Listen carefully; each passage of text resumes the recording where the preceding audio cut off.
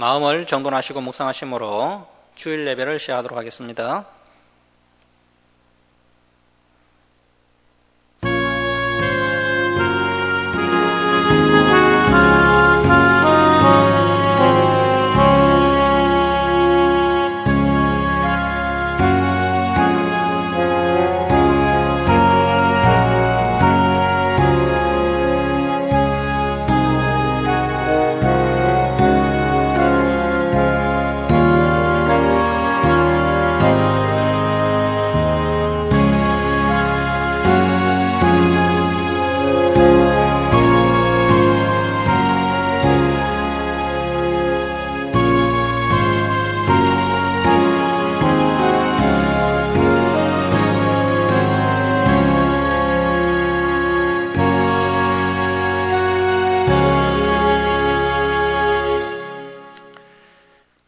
할렐루야. 여호와의 종들아 찬양하라. 여호와의 이름을 찬양하라.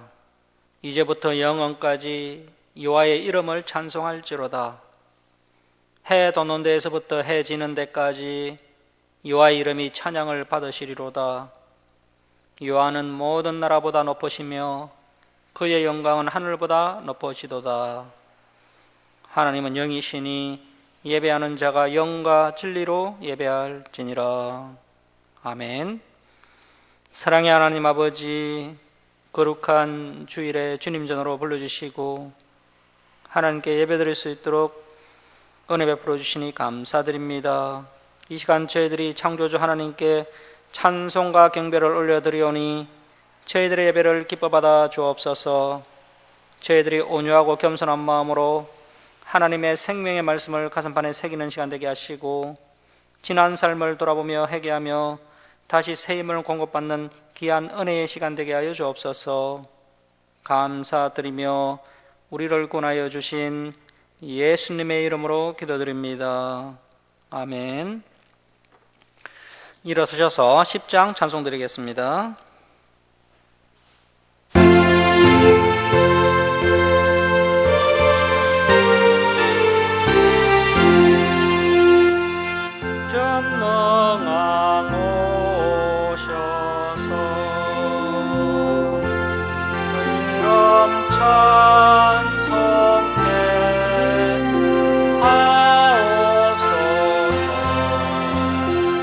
영광과 권능의 성부여 오셔서 우리를 다스려 주옵소서.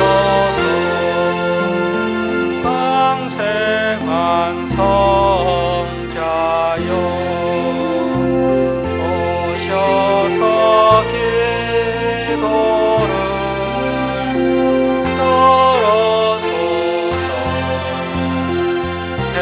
택하신 백성들 복 내려주시고 거룩한 마음을 주옵소서. 이로의 주 성령 오셔서 건정과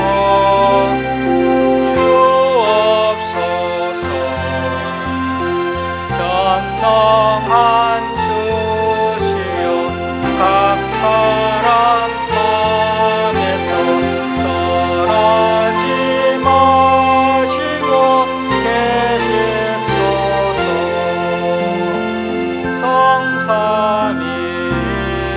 성삼위일체께 한없는 찬송을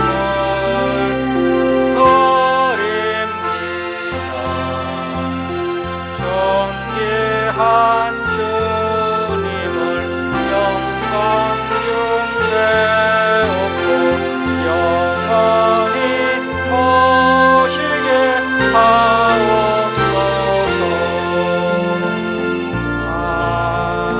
아멘. 성시교독 17번 시편 29편입니다. 성시교독 17번 시편 29편입니다.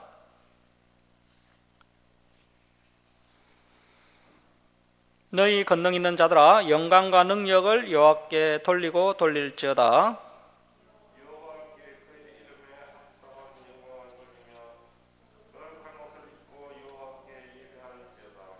여호와의 소리가 무리에 있도다. 영광의 하나님이 우레소리를 내시니 여호와는 많은 무리에 계시도다.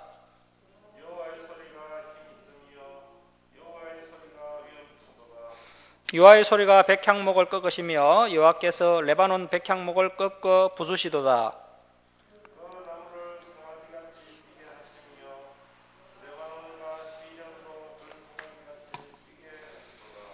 여호와의 소리가 하염을 가르시도다.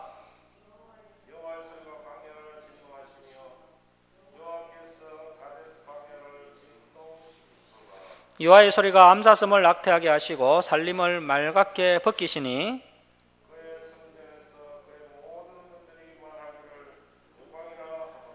여호와께서 홍수 때 자정하셨으며 여호와께서 영원하도록 왕으로 자정하시도다. 여호와께서 자기 백성에게 힘을 주시며 여호와께서 자기 백성에게 평강의 복을 주시리로다. 아멘. 사도신경으로 신앙 고백 드리겠습니다. 나는 전능하신 아버지 하나님 천지의 창조주를 믿습니다. 나는 그의 유일하신 아들 우리 주 예수 그리스도를 믿습니다. 그는 성령으로 잉태되어 동정녀 마리아에게 나시고 본디오 빌라도에게 고난을 받아 십자가에 못 박혀 죽으시고 장사된 지 사흘 만에 죽은 자 가운데서 다시 살아나셨으며 하늘에 오르시어 전능하신 아버지 하나님 우편에 앉아 계시다가 거기로부터 살아있는 자와 죽은 자를 심판하러 오십니다. 나는 성령을 믿으며 거룩한 공교회와 성도의 교제와 죄를 용서받는 것과 몸의 부활과 영생을 믿습니다. 아멘.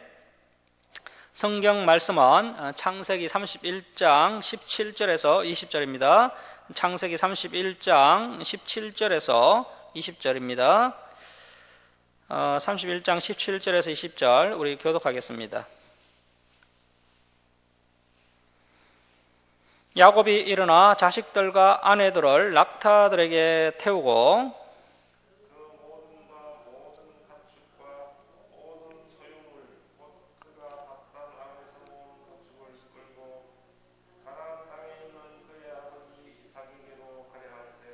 그때 라반이 양털을 깎으러 갔으므로 라헬은 그의 아버지의 드라빔을 도둑질하고 야곱은 그 거취를 아람 사람 라반에게 말하지 아니하고 가만히 떠났더라. 아멘.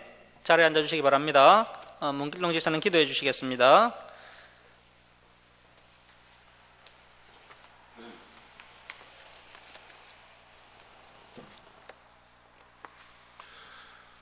사랑과 자비와 은혜가 풍성하신 하나님 아버지, 지난 한 주간 동안도 저희들을 주님의 품 안에 지키시며 편히 쉬게 해주시고 새 힘과 새 희망을 가지고 주님의 거룩한 제단에 나와 기도와 찬양을 드리게 하심을 감사드립니다. 거룩하신 하나님, 저희들은 세상의 일만을 쫓으며 기도하는데 게으르고 나를 섬기는 데만 활발하였으나 남을 위하는 일에는 태만하였습니다. 저희들을 불쌍히 여기시고 용서해 주옵소서. 주님의 공로를 의지하여 주님의 형상대로 변화받게 하옵소서. 거룩하신 하나님, 저희들의 영혼이 늘 그리스도의 빛으로 충만케 하셔서 죄와 어둠이 없는 깨끗한 영혼이 되게 하여 주옵소서. 저희들의 육신이 축복받을 뿐만 아니라 영혼의 축복을 간구하는 기도를 쉬지 않게 도와주옵소서. 하나님 아버지, 이 시간 사랑하는 성도들의 기도를 들어주시고 응답하여 주옵소서. 개인적인 문제나 가정의 문제, 사업의 문제, 모든 문제들을 주님께서 들으시고 큰 축복으로 인도하여 주옵소서.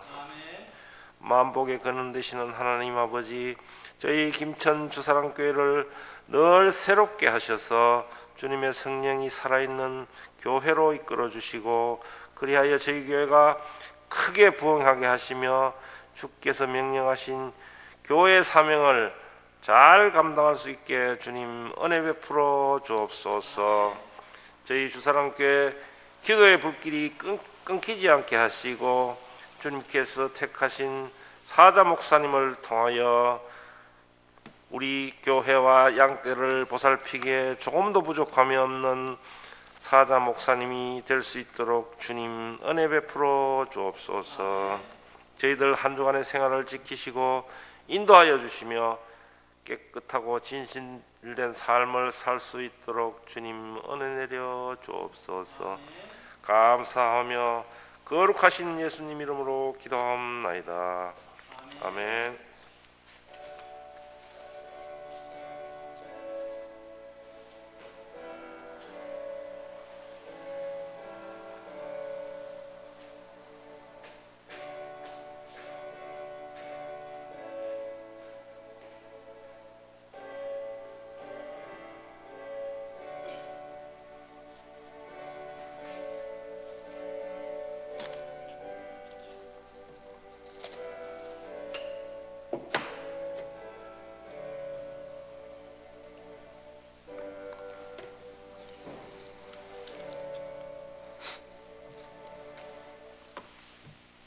(364장) 찬송드립니다. 364장 찬송드립니다.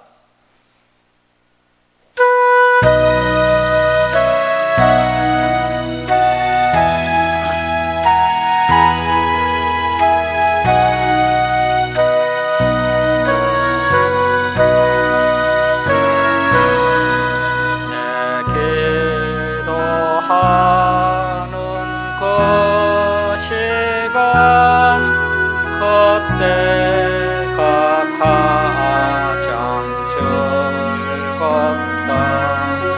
이 세상 근심 걱정에 얽매인 나를 구하사 내 진정 소원 주 앞에 낱낱이 바로 아래요.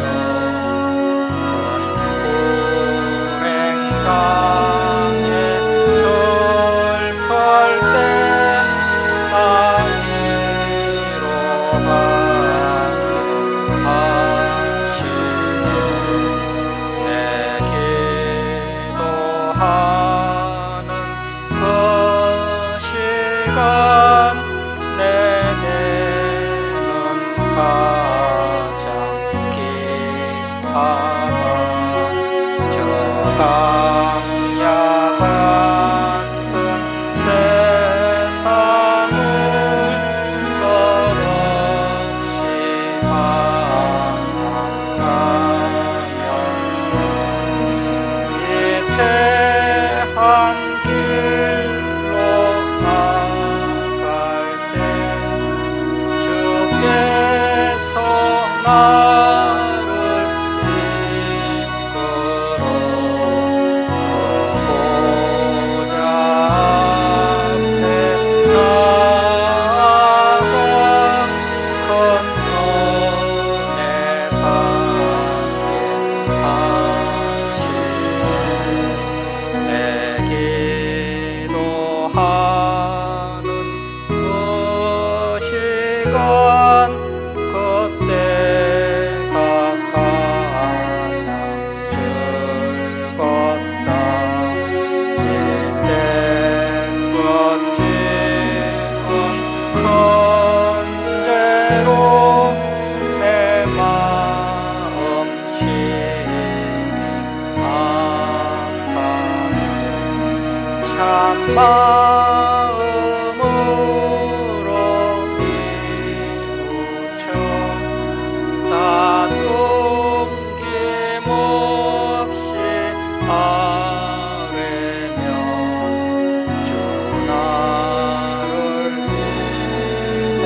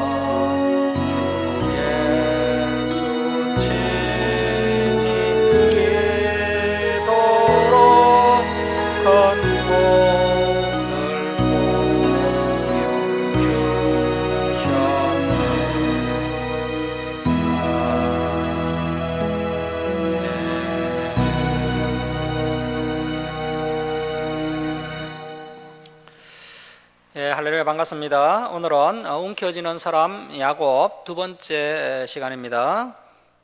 라반이 자신의 두 딸을 야곱과 결혼시키면서 야곱을 14년간 무보수로 부려먹었습니다. 야곱은 이제 14년이 지난 후에 고향 가나안 땅으로 돌아가겠다고 말을 합니다. 그러자 라반이 야곱과 새로운 계약을 맺자고 하여서 야곱이 다시 6년간 라반의 양떼를 치게 되는데요. 이때 야곱이 온갖 술수를 동원해서 장인 라반의 양떼를 취하려고 하는 야곱의 안타까운 모습을 보았습니다. 야곱이 이렇게 행동을 했던 것은 라반이 야곱의 형편을 돌아보지 않고 너무 많은 욕심을 부렸기 때문인데요. 그래서 하나님께서 이 야곱을 불쌍히 여기셔서 라반의 양떼 일부를 야곱에게 주셨고 야곱은 6년 만에 큰 부자가 됩니다. 야곱이 부자가 되자 라반과 그의 아들들이 야곱을 보는 눈이 예전 같지가 않습니다. 라반과 그의 아들들이 야곱을 시기하고 적대시하자 야곱은 이제 하란 땅을 떠나 고향인 가나안 땅으로 돌아가려고 합니다. 자, 오늘 본문 창세기 31장 1절 말씀 보십시오. 야곱이 라반의 아들들이 하는 말을 들은 적 야곱이 우리 아버지의 소유를 다 빼앗고 우리 아버지의 소유로 말미암아 이 모든 재물을 모았다 하는지라. 사실 이 라반의 아들들의 이러한 말도 어느 정도는 맞는 말입니다. 20년 동안 야곱의 삶을 가까이서 지켜보았던 이 라반의 아들들의 그 야곱에 대한 평가가 야곱은 도둑놈이었다는 것입니다. 야곱은 형 에서를 피해 하란 땅에 도망쳐 와서도 움켜진 손을 놓지 않고 있었던 겁니다. 자, 2절 말씀 보십시오. 야곱이 라반의 안색을 본 적 자기에게 대하여 전과 같지 아니하더라. 여호와께서 야곱에게 이르시되 내 조상의 땅 내 족속에게 돌아가라. 내가 너와 함께 있으리라 하신지라. 하나님께서 이렇게 말씀을 해주시면 함께 하시는 하나님을 믿고 담대하고 힘차게 가나안 땅으로 나아갈 수 있어야 하는데 현재 야곱의 상황이 자신에게 불리하게 돌아가자 하나님께서 자신과 함께 하신다는 믿음이 전혀 없이 여전히 불안해하는 야곱의 모습을 볼 수가 있습니다. 그래서 이제 아내들을 불러다가 가나안 땅으로 몰래 도망가자고 야곱이 이야기합니다. 자, 4절 보십시오.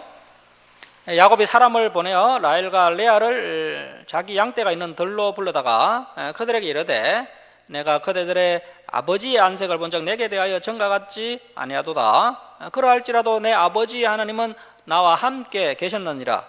그대들도 알거니와 내가 힘을 다하여 그대들의 아버지를 섬겼거늘 그대들의 아버지가 나를 속여 품삯을 10번이나 변경하였느니라. 그러나 하나님이 그를 막아서 나를 해치지 못하게 하셨으며 그가 이르기를 점 있는 것이 내 싹시 되리라면 온 양떼가 낳은 것이 점 있는 것이요 또 얼룩무늬 있는 것이 내 싹시 되리라면 온 양떼가 낳은 것이 얼룩무늬 있는 것이니 하나님이 이같이 그대들의 아버지의 가축을 빼앗아 내게 주셨느니라.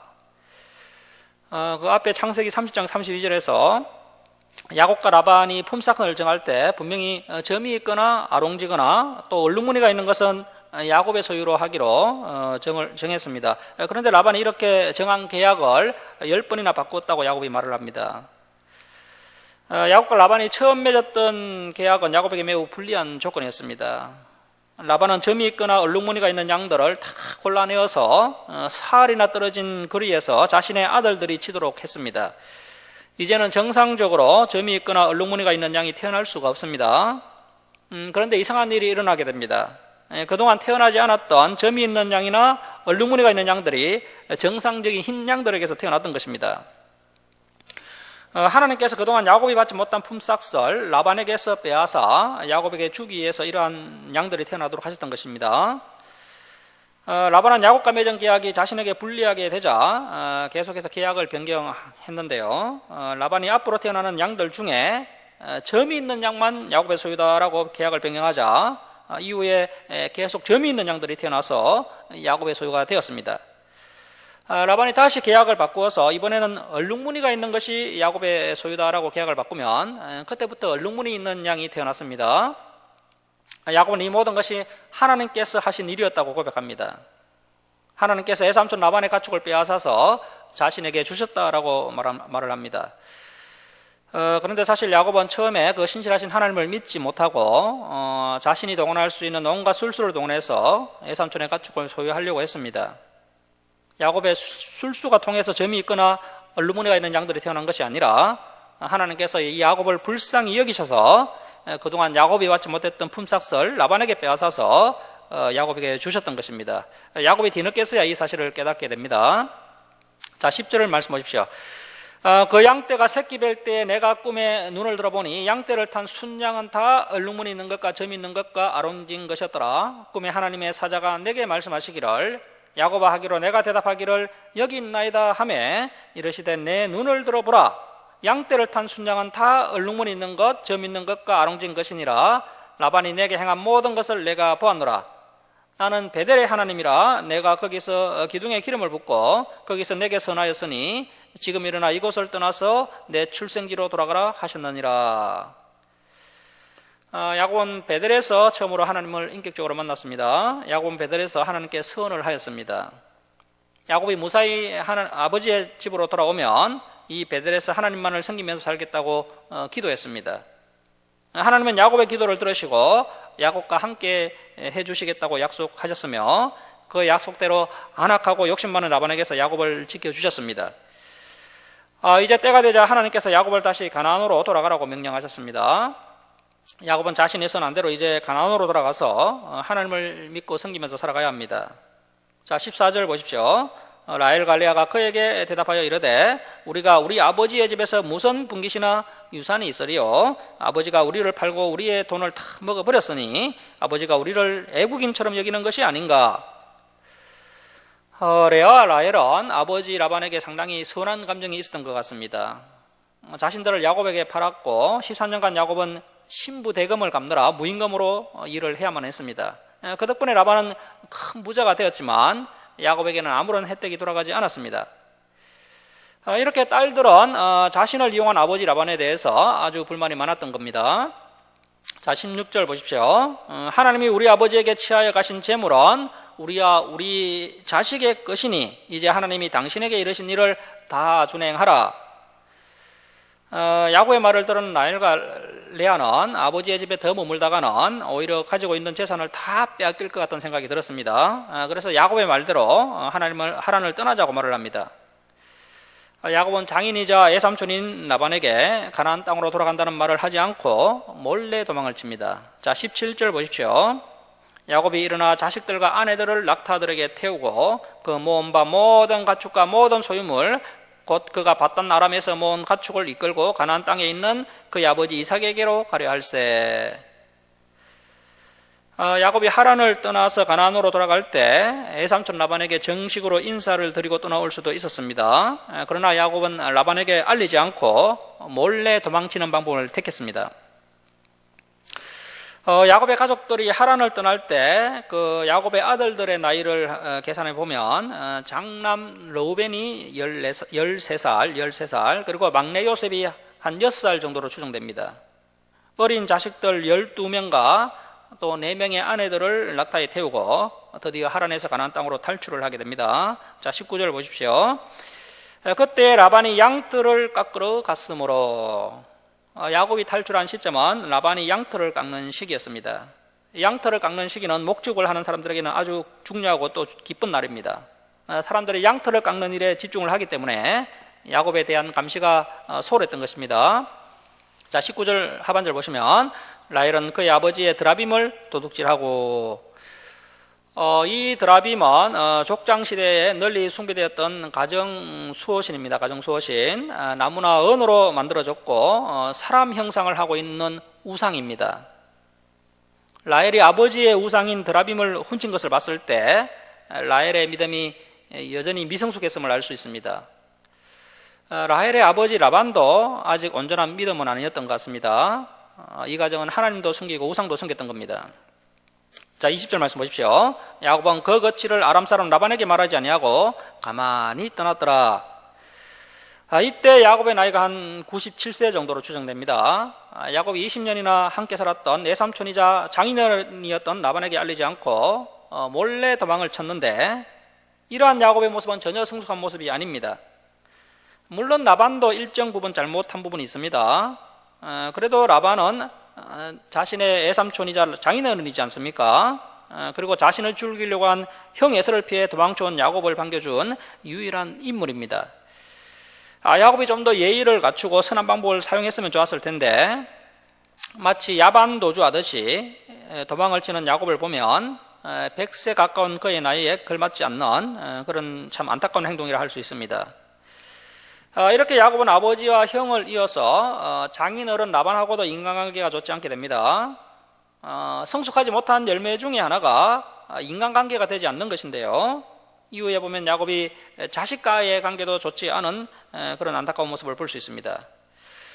이것은 야곱이 다 내려놓지 못한 그 인간적인 욕심 때문입니다. 리브가의 뱃속에서부터 형의 발꿈치를 움켜쥐더니 지금까지 인간적인 욕심을 움켜쥐고 살아가는 야곱의 모습을 볼 수 있습니다. 그래서 야곱은 130년의 세월 동안 온갖 어려움을 겪게 되면서 조금씩 성화되게 됩니다. 자, 21절 말씀 보십시오.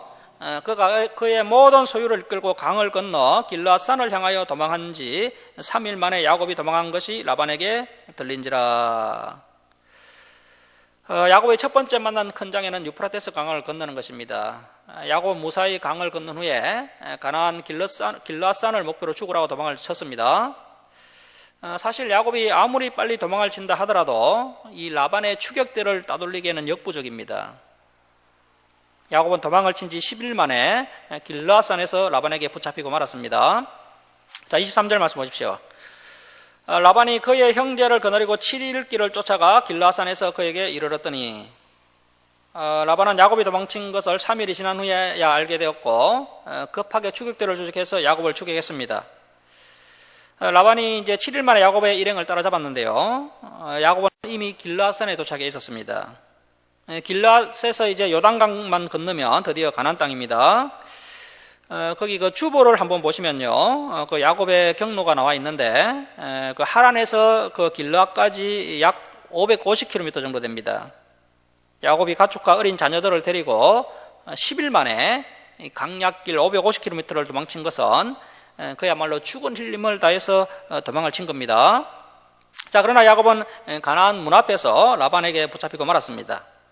자, 24절 말씀 보십시오. 밤에 하나님이 아람 사람 라반에게 현명하여 이르시되 너는 상가 야곱에게 선악간에 말하지 말라 하셨더라. 하나님께서 야곱의 행동이 악하다는 것을 알고 계셨습니다. 이 라반의 입장에서 보면 야곱이 너무나도 얄밉고 배은망덕한 놈이라는 생각이 들었을 것입니다. 그래서 하나님께서 라반에게 선악간에 말하지 말라라고 명령하고 계신 것입니다.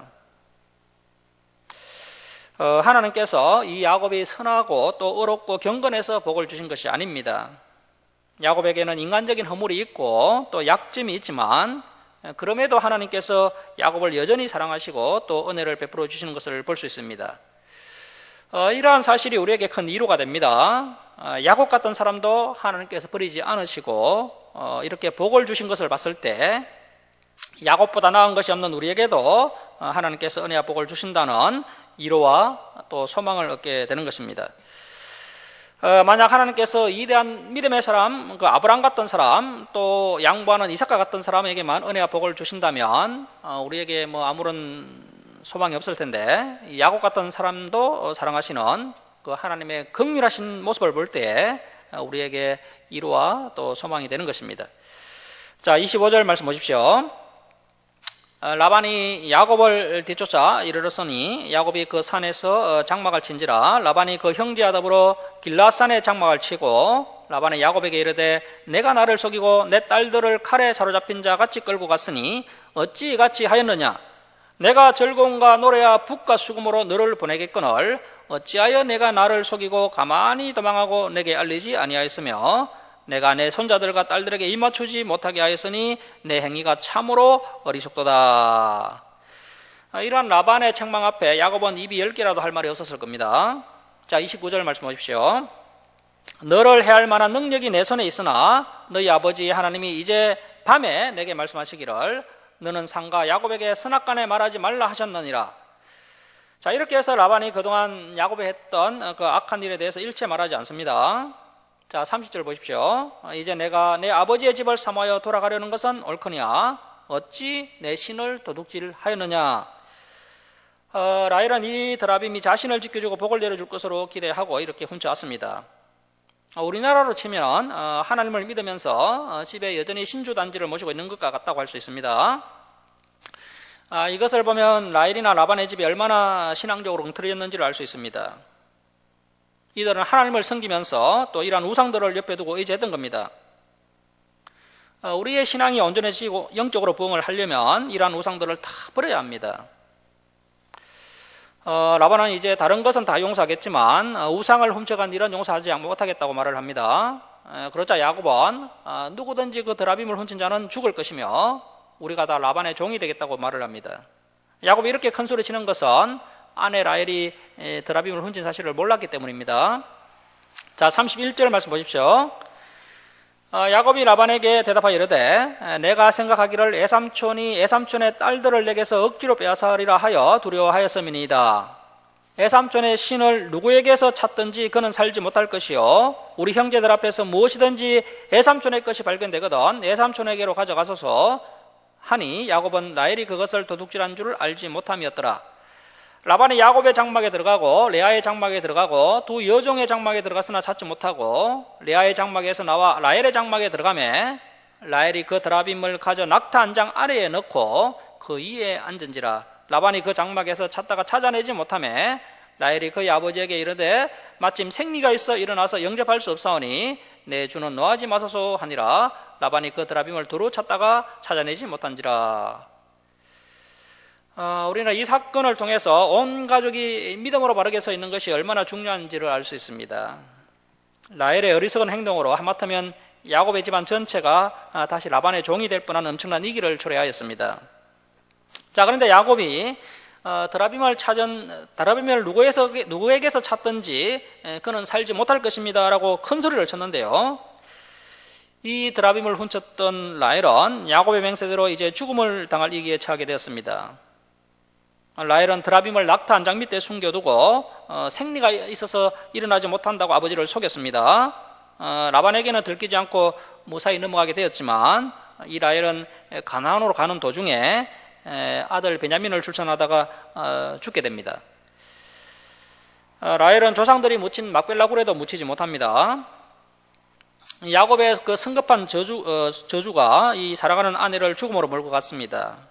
자, 그러나 그에 앞서서 라헬은 하나님께서 아들을 낳지 못하게 하면서까지 자신의 신앙을 연단하실 때 신앙이 온전하게 세워졌다면 이 우상을 도둑질하는 어리석은 죄를 짓지 않았을 것이고 또 길에서 비참하게 죽지도 않았을 것입니다. 우리 그리스도인들은 때로는 하나님께서 여러 가지 고난 가운데로 우리를 밀어넣으신다는 것을 알아야 합니다. 그때 우리는 오직 하나님 한 분만을 믿고 의지하는 믿음의 사람으로 거듭나야 합니다. 그래야만 라헬처럼 어리석은 사람이 되지 않고 하나님을 믿는 신앙이 굳건하여서 하나님 한 분만을 섬기게 되고 또 하나님의 은혜와 복을 풍성하게 받아 누릴 수가 있습니다.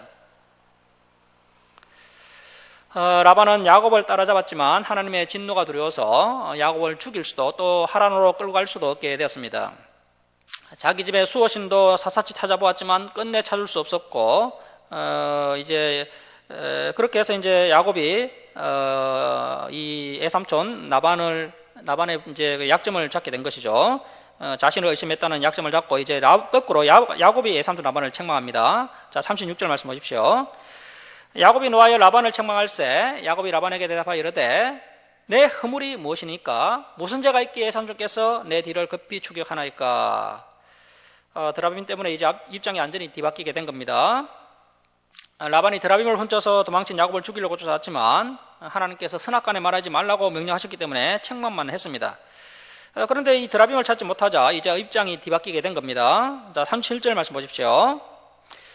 애삼촌께서 내 물건을 다 뒤져보셨으니 애삼촌의 집안 물건 중에서 무엇을 찾아내었나이까? 여기 내 형제와 애삼촌의 형제 앞에 그것을 두고 우리 둘 사이에 판단하게 하소서. 내가 이 20년을 애삼촌과 함께 하였거니와 애삼촌의 양들이나 암염소들이 낙태하지 아니하였고 또 애삼촌의 양떼의 순양을 내가 먹지 아니하였으며. 야곱의 애삼촌의 그 순양을 잡아 먹지는 않았지만 온갖 술수를 써서 애삼촌의 양을 빼앗으려고 했던 것은 사실입니다. 당시에 그 양을 치는 목자들은 새끼를 낳지 못하고 또 젖을 짜지 못하는 순양을 가끔 잡아먹곤 했다고 합니다. 암양에 비해서 순양이 경제적으로 가치가 낮았습니다. 그래서 이제 목자들이 가끔 순양을 잡아먹는 것은 큰 문제가 되지 않았던 겁니다. 하지만 야곱은 이 애삼촌의 순양을 잡아먹지 않았다고 이야기하고 있습니다. 자, 39절 말씀 보십시오. 물려 찢긴 것은 내가 애삼촌에게로 가져가지 아니하고 낮에 도둑을 맞았든지 밤에 도둑을 맞았든지 애삼촌이 그것을 내 손에서 찾았으므로 내가 스스로 그것을 보충하였으며 내가 이와 같이 낮에는 더위와 밤에는 추위를 무릅쓰고 눈 붙일 겨를도 없이 지냈나이다. 내가 애삼촌의 집에 있는 이 20년 동안 애삼촌의 둘 딸을 위하여 14년, 애삼촌의 양떼를 위하여 6년을 애삼촌에게 봉사하였거니와 애삼촌께서 내 품삯을 10번이나 바꾸셨으며 우리 아버지 하나님 아브라함의 하나님 곧 이삭이 경외하는 이가 나와 함께 계시지 아니하셨더라면 애삼촌께서 이제 나를 빈손으로 돌려보내서리이다마는 하나님이 내 고난과 내 손의 수고를 보시고 어젯밤에 애삼촌을 책망하셨나이다. 이 말대로 야곱이 라반의 집에서 고생한 부분도 분명히 있습니다. 그래서 하나님께서 야곱의 몫을 직접 챙겨주셨던 것입니다. 하지만 야곱은 자신의 잘못한 부분은 쏙 빼놓고 자신에게 유리한 말만 하고 있습니다. 자, 43절 말씀 보십시오. 라반이 야곱에게 대답하여 이르되 딸들은 내 딸이요 자식들은 내 자식이요 양떼는 내 양떼요 네가 보는 것은 다 내 것이라. 내가 오늘 내 딸들과 그들이 낳은 자식들에게 무엇을 하겠느냐? 이제 오라 나와 내가 언약을 맺고 그것으로 너와 나 사이에 증거를 삼을 것이니라. 이에 야곱이 돌을 가져다가 기둥으로 세우고 또 그 형제들에게 돌을 모으라 하니 그들이 돌을 가져다가 무더기를 이루매 무리가 그 기 무더기 곁에 서서 먹고 라반은 그것을 여갈사두다. 이 여갈사두다는 아람으로 증거의 무더기라는 뜻입니다. 증거의 무더기. 여갈사두다 증거의 무더기라 불렀고 야곱은 그것을 갈르엣, 이 갈르엣은 히브리어로 증거의 무더기입니다. 증거의 무더기 갈르엣이라 불렀으니 라반의 말에 오늘 이 무더기가 너와 나 사이에 증거가 된다 하였으므로 그 이름을 갈르엣이라 불렀으며 또 미스바, 이 미스바는 이 갈르엣의 또 다른 명칭인데요. 그 사사기나 사무엘 상서를 보면 미스바라는 명칭이 지명이 계속해서 등장하는 것을 볼 수가 있습니다. 이 지역의 또 다른 그 명칭이 미스바였습니다. 그래서 저와 여러분이 그 여갈사두다 또 갈르엣은 기억하지 못하더라도 이 미스바는 기억하고 있어야 합니다. 이 미스바는 바수대라는 뜻입니다. 바수대. 그 사무엘이 이스라엘 백성들을 해계시켰던 장소가 이 미스바였습니다. 자, 미스바라 하였으니 이는 그의 말에 우리가 서로 떠나 있을 때에 여호와께서 나와 너 사이를 살피시옵소서 함이라. 만일 네가 내 딸을 박대하거나 내 딸들의 다른 아내들을 맞이하면 우리와 함께 할 사람은 없어도 보라 하나님이 나와 너 사이에 증인이 되시느니라 함이었더라. 라반이 또 야곱에게 이르되 내가 나와 너 사이에 둔 이 무더기를 보라. 또 이 기둥을 보라. 이 무더기가 증거가 되고 이 기둥이 증거가 되나니 내가 이 무더기를 넘어 내게로 가서 해하지 않을 것이요 내가 이 무더기 이 기둥을 넘어 내게로 와서 해하지 아니할 것이라. 현재 장인어른과 사이가 조약을 맺는데요. 그 조약의 내용이 서로 넘어가서 해하지 말자였습니다. 장인과 사이가 맺을 만한 조약의 내용은 아니죠. 그런데 이 조약도 뒤에 보면 하나님의 섭리였음을 알 수가 있습니다. 이 조약 때문에 야곱은 형 에서가 400명을 거느리고 올 때에 하란으로 돌아가지 못합니다. 자, 53절 말씀 보십시오. 아브라함의 하나님, 아우레의 하나님, 그들의 조상의 하나님은 우리 사이에 판단하옵소서 하매 야곱이 그의 아버지 이삭이 경외하는 이 하나님을 가리켜 맹세하고 야곱이 또 산에서 제사를 드리고 형제들을 불러 떡을 먹으니 그들이 떡을 먹고 산에서 밤을 지내고 라반이 아침에 일찍 일어나 손자들과 딸들에게 입 맞추며 그들에게 축복하고 떠나 고향으로 돌아갔더라. 자, 이렇게 해서 라반은 다시 하란으로 돌아가게 됩니다. 자, 이렇게 장인과 사이가 상호 불가침 조약을 맺게 되는데요. 장인어른과 사이가 상호 불가침 조약을 맺은 것은 인류 역사상 최초이자 마지막일 겁니다. 자, 이렇게 라반과 야곱이 돌무더기를 서로 넘어가지 않기로 이렇게 조약을 맺었기 때문에 이제 야곱은 하란으로 돌아갈 수가 없습니다. 결국은 하나님께서 야곱을 앞으로만 갈 수 있도록 인도하고 계신 것입니다. 자, 이제 32장으로 갑니다. 32장 1절 말씀 보십시오. 우리 32장 1절 2절 함께 읽겠습니다. 자, 시작. 야곱이 길을 가는데 하나님의 사자들이 그를 만난지라. 야곱이 그들을 볼 때 이르기를 이는 하나님의 군대라 하고 그 땅 이름을 마하나임이라 하였더라. 야곱은 지금 가나안으로 돌아가고 있지만 이제 형 에서를 만날 것을 걱정하고 있습니다. 이때 야곱은 천사들을 만났습니다. 천사들이 마치 군대가 행진하는 것처럼 두 진영으로 나누어서 이동하는 광경을 보았던 겁니다. 이 광경을 모든 사람들이 다 보지는 못하고 영안이 열려있는 야곱만 보았습니다. 야곱은 천사들을 두 부대나 만났는데 이 천사들을 만난 장소가 마하나임입니다. 이 마하나임은 두 진영 또는 하나님의 군대들이라는 뜻입니다. 하나님께서 야곱으로 하여금 이 천사들의 무리를 보게 하신 것은 하나님께서 야곱과 그의 가족들을 얼마나 사랑하고 계신지를 보여주는 것입니다. 이것은 하나님의 천사들이 이 야곱과 그의 가족들을 지켜주고 있다는 사실을 이 야곱이 알도록 하신 것입니다. 야곱은 자신의 가족들의 목숨을 위협하는 에서를 만나야 하는데 하나님께서 그 두려움을 이겨내도록 야곱을 지키는 천사들을 볼 수 있도록 영안을 이 야곱에게 열어주신 겁니다. 그러나 우리들의 마음은 너무나도 연약합니다. 하나님의 은혜를 받았을 때는 이 세상의 그 어떤 두려움도 다 이겨낼 것 같은 자신감이 생기다가도 막상 고난이 눈앞에 닥쳐오면 그동안 받은 은혜는 다 잊어버리고 두려워 떨게 됩니다. 자, 그렇더라도 우리가 고난을 만나기 전에 하나님의 은혜를 충만하게 받아야만 우리가 승리할 수 있습니다. 하나님의 은혜를 받지 않은 사람들보다 은혜를 받은 사람이 이 고난을 훨씬 더 잘 감당할 수 있게 되는 겁니다. 고난 가운데서도 하나님의 말씀을 붙잡고 기도하면서 하나님이 부어주시는 그 은혜와 능력으로 고난을 담대하게 헤쳐나갈 수 있게 됩니다. 우리 성도님들은 어려운 고난을 만났을 때 혼자 싸우고 있다고 생각하면 안 됩니다. 하나님께서 천군 천사들을 보내주셔서 우리를 도우고 계신다는 사실을 잊지 마시기 바랍니다. 자, 3절 말씀 보십시오. 야곱이 세일 땅 에돔들에 있는 형 에세게로 자기보다 앞서 사자들을 보내며. 자, 지금 야곱의 형 에서는 세일산에 살고 있었습니다.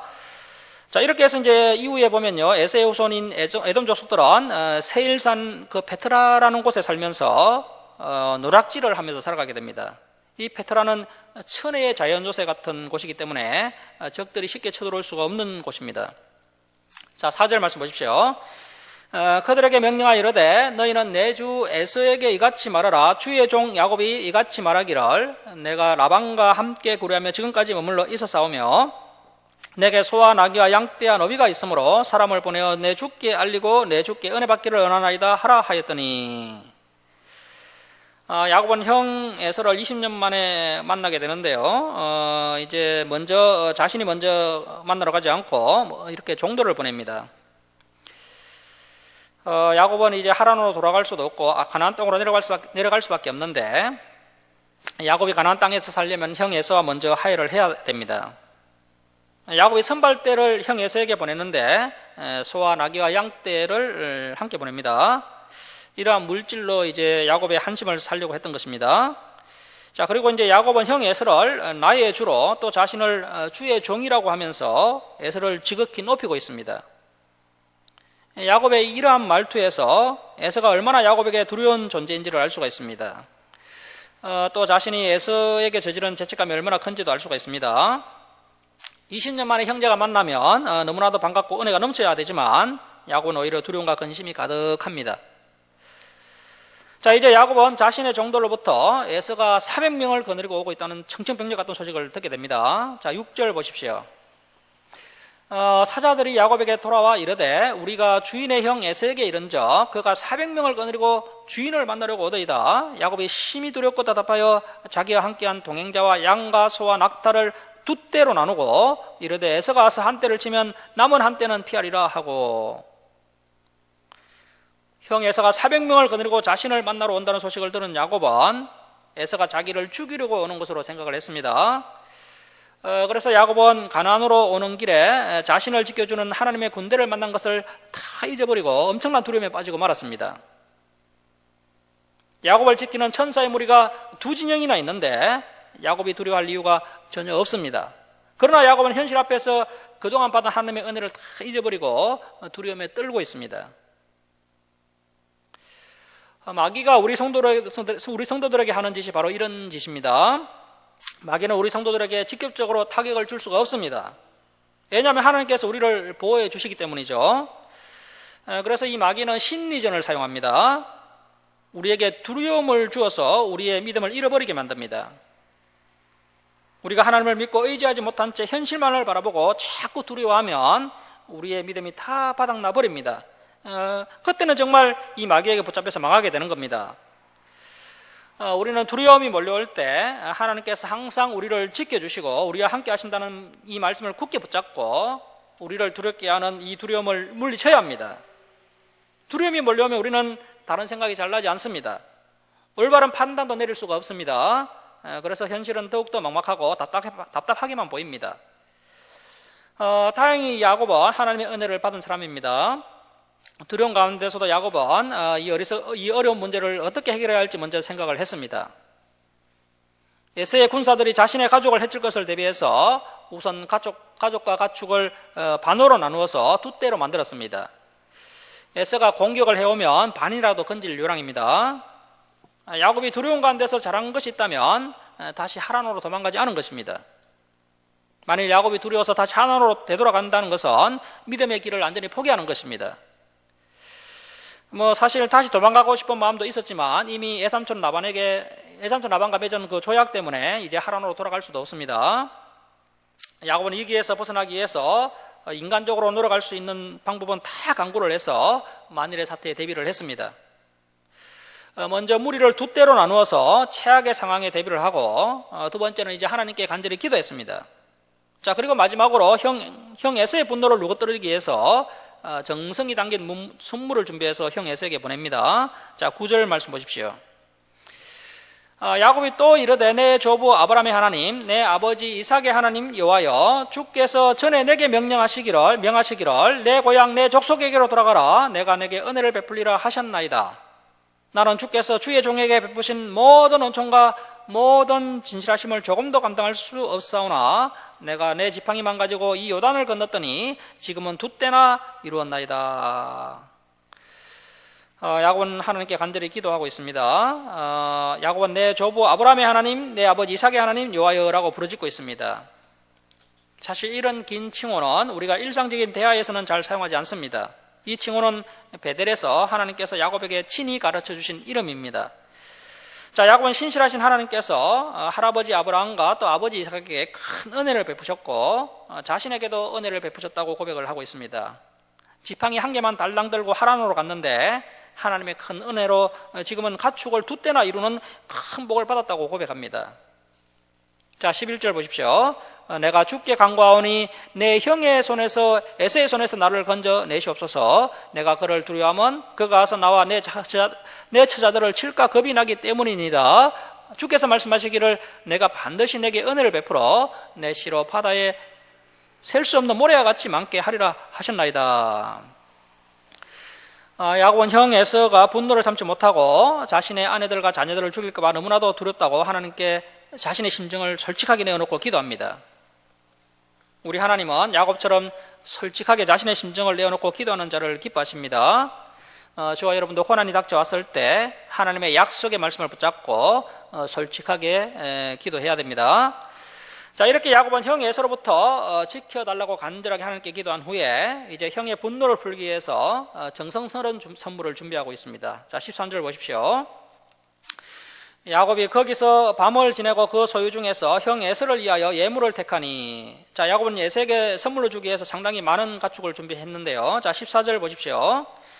암염소가 200이요 순년소가 20이요 암양이 200이요 순양이 20이요 전나는 낙타 30가 그 새끼요 암소가 40이요 항소가 10이요 암나기가 20이요 그 새끼 나기가 10이라. 자, 이렇게 야곱이 550마리 이상의 가축을 형 에서를 위해 준비합니다. 자, 이처럼 사람들은 이기가 닥쳤을 때 그 이기를 해결할 방법을 모색하는데요. 그래서 이제 도움받을 만한 사람에게 선물을 들고 찾아가서 부탁을 하기도 합니다. 이러한 것은 인간적인 노력이죠. 어떤 성도님들은 인간적인 노력은 신앙적이지 않다라고 하면서 그냥 기도만 하고 있는 경우가 있는데요.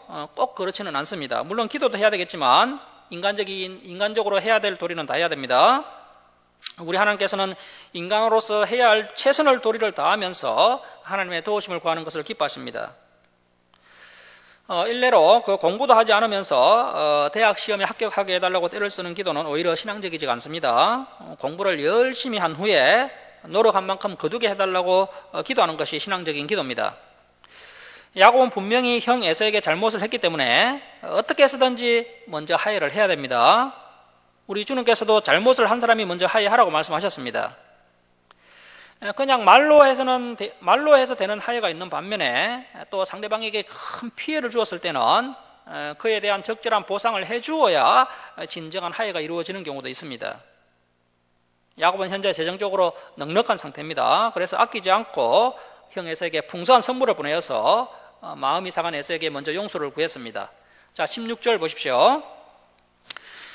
그것을 각각 때로 나누어 종들의 손에 맡기고 그의 종에게 이르되 나보다 앞서 건너가서 각대로 거리를 두게 하라 하고 그가 또 앞선 자에게 명령하여 이르되 내 형 에서가 너를 만나 묻기를 네가 누구의 사람이며 어디로 가느냐 네 앞의 것은 누구의 것이냐 하거든 대답하기를 주의 종 야곱의 것이요 자기 주 에세기로 보내는 예물이오니며 야곱도 우리 뒤에 있나이다 하라 하고 그 둘째와 셋째 각 때를 따라가는 자에게 명령하여 이르되 너희도 에서를 만나거든 곧 이같이 그에게 말하고.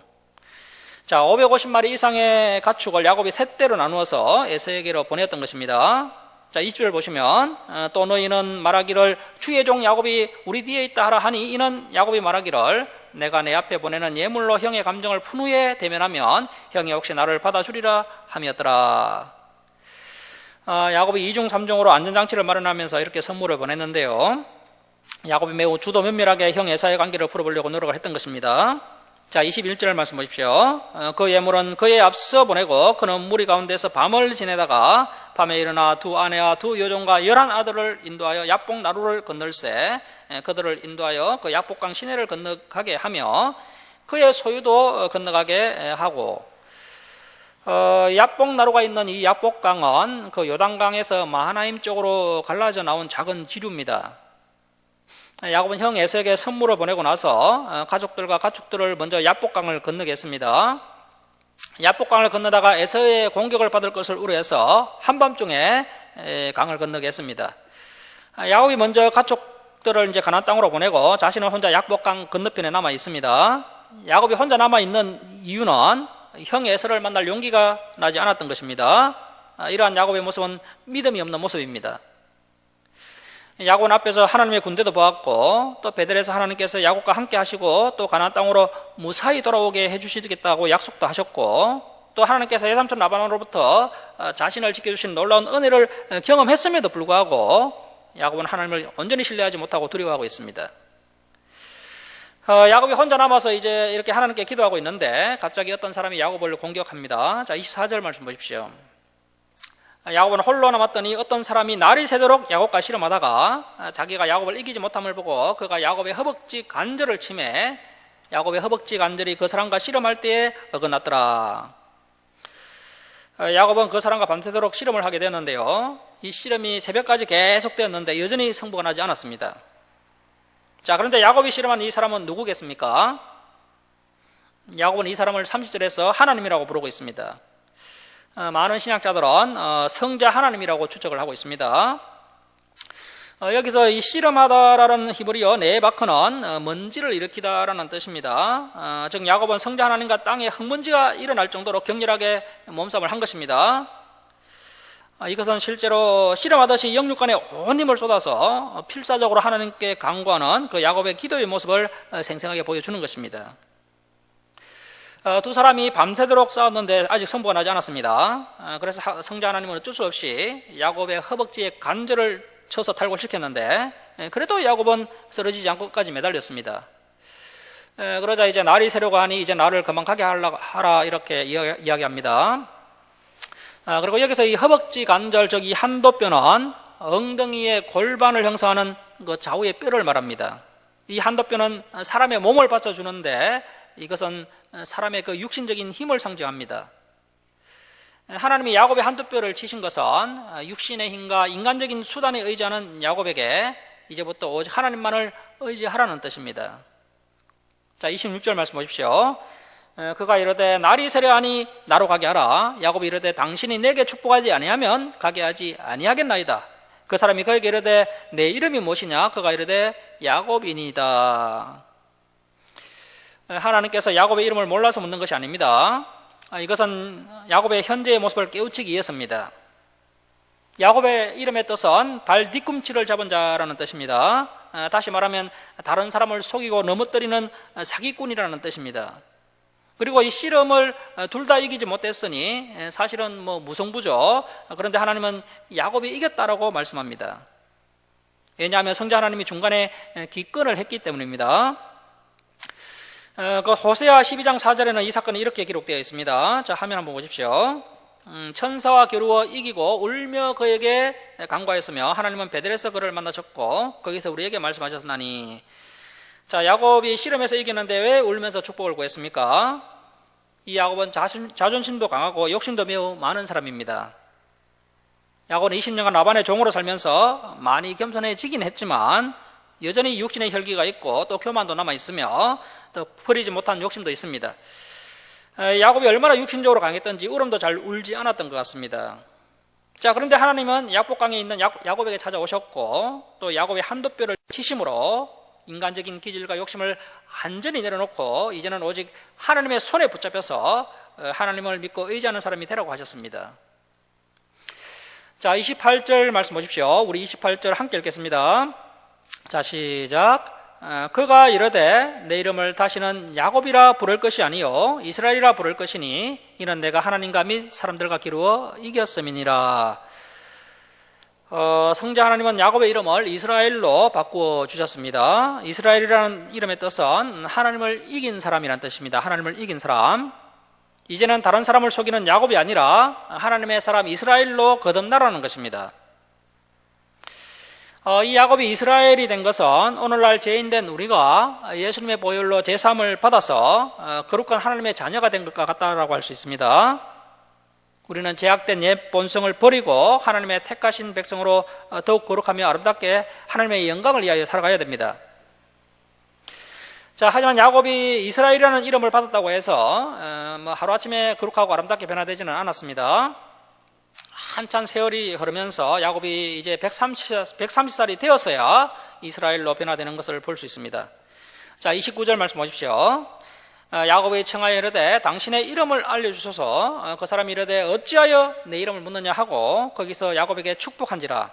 그러므로 야곱이 그곳 이름을 버넬이라 하였으니 그가 이르기를 내가 하나님과 대면하여 보았으나 내 생명이 보존되었다 함이더라. 이 버넬은 하나님의 얼굴이라는 뜻입니다. 인간이 타락한 이후에 그 누구도 영광의 하나님의 얼굴을 보고 살아남은 사람이 없습니다. 하나님은 영광의 빛에 거하시기 때문에 성부 하나님을 본 자는 살 수가 없는 것입니다. 그러나 야곱이 본 하나님은 성육신 이전의 하나님, 즉 성자 하나님이신 예수 그리스도를 보았기 때문에 살 수가 있었던 것입니다. 자, 31절 보십시오. 그가 버네를 지날 때 해가 돋았고 그의 허벅다리로 말미암아 절었더라. 자, 우리 32절 마지막으로 함께 읽겠습니다. 자, 시작. 그 사람이 야곱의 허벅지에 관절에 있는 둔부의 힘줄을 쳤으므로 이스라엘 사람들이 지금까지 허벅지 관절에 있는 둔부의 힘줄을 먹지 아니하더라. 말씀을 마치도록 하겠습니다. 사랑하는 성도 여러분, 우리는 야곱의 모습을 통해서 깨달아야 할 것이 있습니다. 고난 앞에서도 야곱처럼 두려워하고 의심할 것이 아니라 하나님의 말씀을 믿고 담대하게 나아가는 저와 여러분 될 수 있기를 주님의 이름으로 축원합니다. 기도하겠습니다. 사랑의 하나님 아버지, 오늘 말씀을 통하여서 하나님의 은혜와 진리를 또 깨닫게 하시니 감사드립니다. 야곱이 움켜쥐는 습관 때문에 하나님과의 관계가 깊어지지 못하고 또 아버지 이삭과 형 에사의 관계도 깨어지고 또 장인어른 라반과의 관계도 깨어지는 야곱의 안타까운 모습을 보았습니다. 그리고 야곱에게 하나님의 말씀이 반복적으로 주어졌고 또 하나님께서 천군 천사를 통하여 야곱을 위로해 주셨지만 그 하나님을 온전히 믿지 못하는 야곱의 모습을 보았습니다.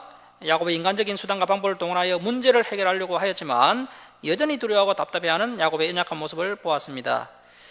하나님 아버지, 저희들이 이 시간 움켜진 손을 편 사람인지를 돌아보게 됩니다. 미래에 대한 불안감으로 하나님의 말씀을 믿지 못하고 여전히 두려워하고 답답해하는 사람은 아닌지 이 시간 저희들의 모습을 돌아봅니다. 하나님 아버지, 저희들의 연약한 모습을 불쌍히 여겨 주시고 이제는 강한 손으로 붙들어 주셔서 저희들을 승리의 길로 인도하여 주옵소서. 하나님 아버지께서 연약한 야곱을 여전히 생각하시고 사랑해 주시는 모습을 보면서 저희들에게 큰 위로와 또 소망을 갖게 하시니 참으로 감사드립니다. 이제는 저희들이 고난 앞에서도 야곱처럼 두려워하거나 의심하지 않고 하나님의 말씀을 붙잡고 담대하게 나가는 성도들 다 되게 하여 주옵소서. 감사드리며 예수님의 이름으로 기도드립니다. 아멘. 365장 찬송 드리고 봉헌 드리겠습니다.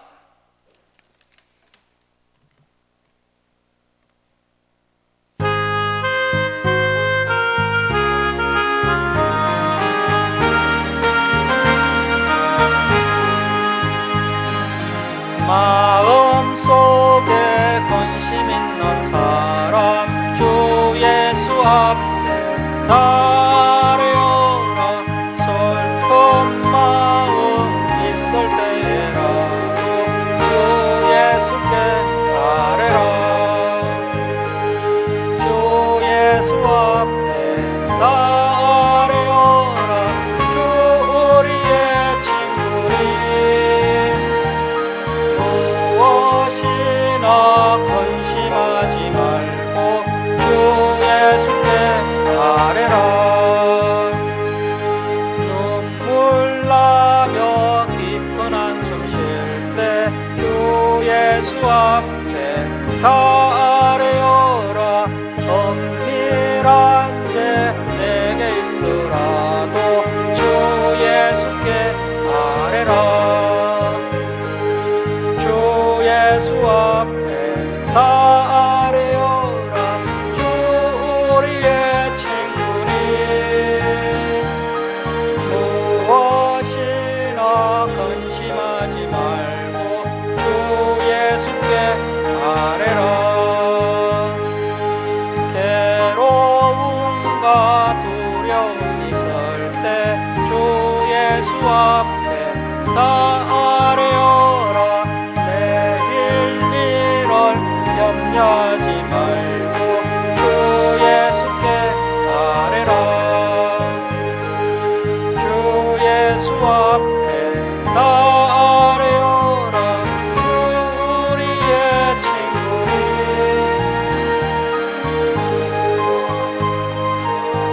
심하지 말고 주 예수께 따르라. 죽음 앞에 겁을 내는 자여 주 예수 앞에 따르여라. 하늘나라 바라보는 자여 주 예수께 따르라. 주 예수 앞에 따르여라. 주 우리의 친구니 무엇이나 근심하지 말고 주 예수께 따르라.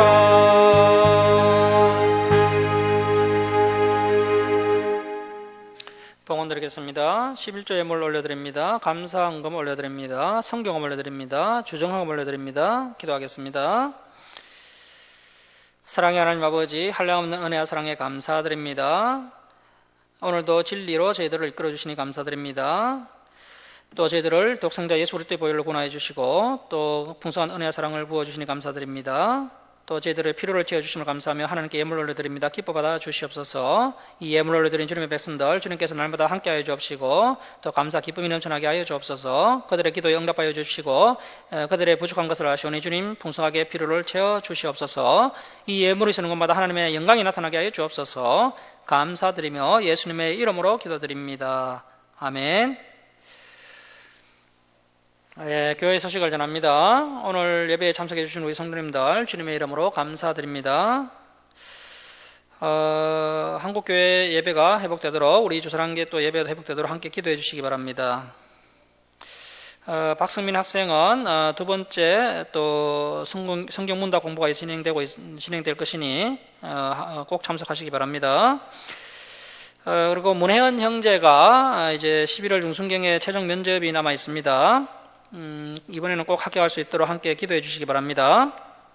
다음 주일에 살펴봤던 말씀을 한 주간 동안 복습하시고 다음 주일에 진행될 말씀들도 미리 좀 읽어오시기 바랍니다. 일어서셔서 2장 찬송 드리고 축도로 예배를 마치겠습니다.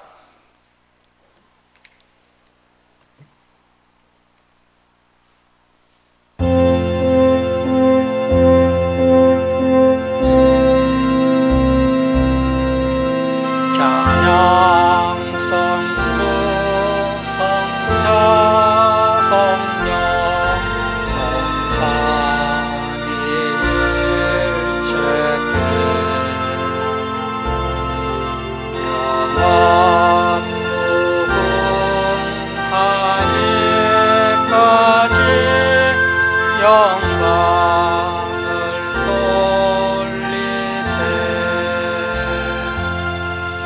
영광을 돌리세.